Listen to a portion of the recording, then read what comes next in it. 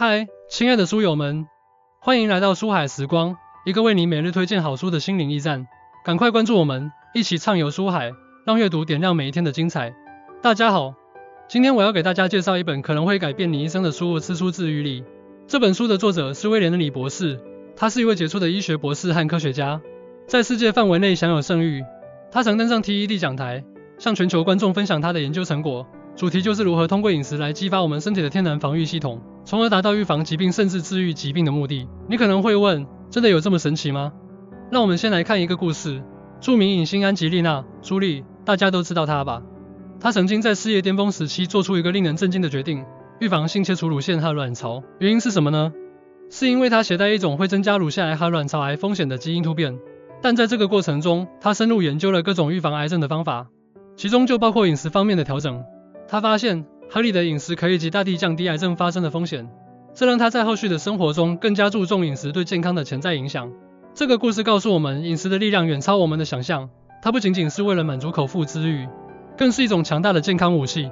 而《吃出治愈力》这本书就为我们揭示了这种力量的奥秘。它不仅仅是一本关于饮食的书，更是一本关乎我们生命质量和长度的指南。它为我们提供了一种全新的视角，让我们看到通过改变饮食习惯，我们就有可能掌控自己的健康命运。这本书的关键价值在于，它为我们提供了一种简单易行且行之有效的健康方案。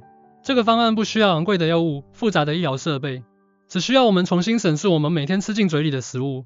它可以让我们在面对各种健康挑战时，不再只是被动的接受治疗，而是主动的利用饮食的力量，激发我们身体的治愈能力，从而实现对疾病的预防、缓解甚至治愈。那么，你是否愿意花几分钟时间，和我一起深入了解一下这本可能会成为你健康转折点的书呢？1. 饮食与人体防御系统的关系。吃出治愈力，首先向我们阐述了人体拥有强大的5大防御系统：血管生成、再生、微生物组、DNA 保护和免疫。而饮食在这些防御系统中扮演着至关重要的角色。书中指出，我们的身体就像一座复杂的堡垒，而饮食就是构建和维持这座堡垒的基石。从心理学角度来看，人类在漫长的进化过程中，对食物的认知经历了从单纯果腹到追求美味，再到如今意识到其对健康影响的过程。这种认知的转变反映了我们潜意识里对生存和健康的渴望。我们的大脑会本能地对那些有益于健康的食物产生好感，只是现代社会的快节奏生活和大量加工食品的充斥，让我们逐渐迷失了这种本能。而这本书则帮助我们重新找回这种本能，让我们明白选择正确的食物是对自身健康的投资。这种投资意识会激发我们内心深处对健康的追求，从而促使我们改变饮食习惯。书中详细介绍了如何利用饮食来支持这5大防御系统。例如，在血管生成方面，我们可以多吃一些富含抗氧化剂的食物，如蓝莓。蓝莓中的花青素等抗氧化成分可以防止血管过度生成异常血管分支，维持血管的正常生长状态。书中提到，蓝莓就像是大自然的血管卫士，它们守护着我们的血管网络，让血液在我们身体里顺畅的流淌。再比如，在再生方面，西兰花是一种神奇的食材，它含有罗布硫素，这种物质可以刺激我们身体里的干细胞，促进组织再生。就像书中所说，西兰花是身体再生的催化剂，它就像一把神奇的钥匙，打开了身体自我修复的大门。当我们经常使用这些食物时，我们的身体防御系统会得到增强，我们会发现自己精力更加充沛，患病的几率也会降低。2. 食物的协同作用。书中强调，食物不是孤立的发挥作用的，它们之间存在着协同作用，就像一个团队，每个食物都有自己的技能，当它们组合在一起时，就能发挥出更强大的力量。这种协同作用的理念也符合我们生活中的合作共赢观念。我们的大脑习惯于将不同的元素组合在一起，创造出更强大的效果。在饮食方面，这种协同作用让我们意识到，简单的饮食搭配可以产生意想不到的健康效益。这种观念会引导我们更加注重食物的组合，而不是单一的追求某种食物的功效。例如，番茄和橄榄油就是一个经典的组合。番茄富含番茄红素，这是一种强效的抗氧化剂，但它的吸收率在油脂环境中会大大提高。橄榄油正好提供了这样的环境，当我们把番茄和橄榄油搭配在一起食用时，番茄红素的吸收率会大幅提升，从而更好地发挥其抗氧化作用，保护我们的细胞免受损伤。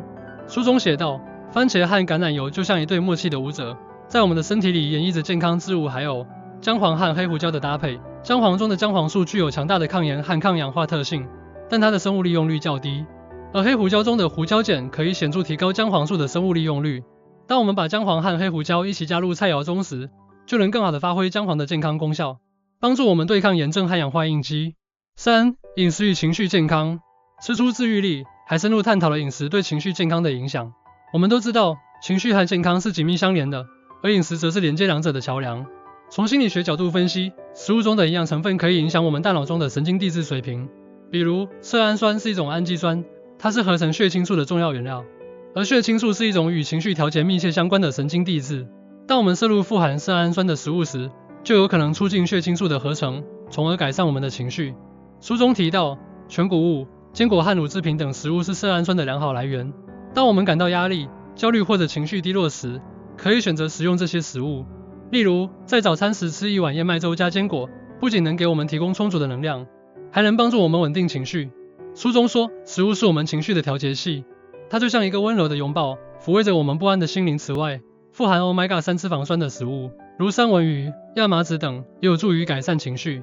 Omega-3 脂肪酸对大脑功能至关重要，它可以调节大脑中的炎症反应，改善神经传递，从而对我们的情绪产生积极影响。4. 饮食与长寿。追求长寿是人类的永恒主题，而吃出治愈力告诉我们，饮食是实现长寿的关键因素之一。从心理学层面来看，长寿的愿望源于我们对生命的热爱和对未知的探索欲望。我们希望有更多的时间去体验生活，陪伴家人，追求梦想。而饮食作为我们生活中不可或缺的一部分，其对长寿的影响让我们意识到，通过简单的饮食调整，我们就能朝着长寿的目标迈进。这种认知会激发我们改变饮食习惯的动力。书中指出，限制热量摄入是一种有效的长寿饮食策略。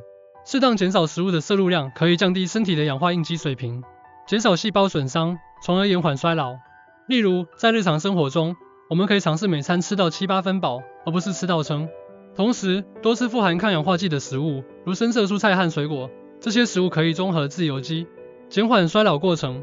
书中写道，长寿的秘诀可能就隐藏在我们每天的餐盘里。那些看似普通的食物，其实是我们通往长寿之路的钥匙。5. 饮食与慢性病预防。慢性病是现代人类健康的主要威胁之一，而饮食在预防慢性病方面有着不可忽视的作用。从心理学角度分析，预防慢性病的意思源于我们对健康风险的认知和对自身健康的责任感。当我们了解到不合理的饮食会增加慢性病风险时，我们内心对健康的责任感会促使我们采取行动，通过调整饮食来降低风险。3. 具体的应用方法好处。